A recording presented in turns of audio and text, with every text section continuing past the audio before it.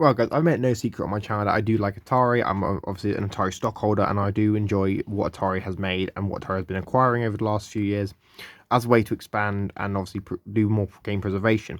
Now, Evercade is a system, obviously, that's entirely about physical media, entirely about preserving legacy games. And with Atari buying the M Network brand earlier this year, and obviously the games that came with it, I'd like to talk about why M Network could become an Evercade cartridge and why Atari would be done to leave money on the table. Now, for those who don't know, M Network was an Atari publisher by Intellivision. Basically, it was Intellivision who would publish their own games on the Atari 2600 back in the 70s and 80s as a way to try and bring in more revenue, to bring in more popularity, because obviously the Intellivision only sold about a tenth of what the Atari 2600 sold back in the day. Now, why this is important is obviously you could easily sell a bundle of these games on a cartridge for obviously the price of like 18, how much what they currently retail for. And I think the only way you can actually buy them currently, besides tracking down the original cartridges, is actually on the Atari VCS. If you buy the Atari VCS Vault 2, the games are included in that, and it's about $6. Now, would people be willing to pay that for this collection? I don't know. But obviously, we do know Atari has a long-standing relationship with Blaze Entertainment. They were one of the first publishers for both the home console line and the arcade line.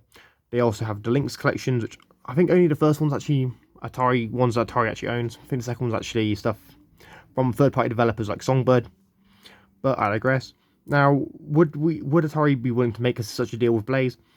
I don't know. I think it all comes down to what licensing agreements they have, whether or not both parties feel like it's a good idea to continue to work together, especially as Atari's working on their Atari 2600 Plus console.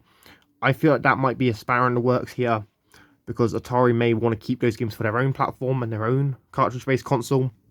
And I feel like that could be sort of like we could be in the era where we're kind of at the end of Blaze and Atari collaborating, because obviously the Atari 2600 Plus is a thing, it exists.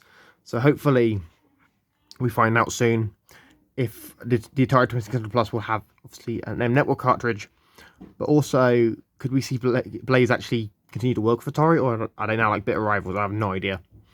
Well, I just hope to see Atari obviously bring more games to the Evercade platform, especially as the Evercade platform is already established. People know what the Evercade is. Obviously, Evercade has sold tons of consoles, there's tons of followers on social media, tons of big channels have talked about the Evercade, and I feel like that would be obviously the key long term for Atari to obviously bring back M Network and make M Network games remembered by people, because they can be like, oh, here's an M Network cartridge, and just put the Atari logo on the box next to them, obviously.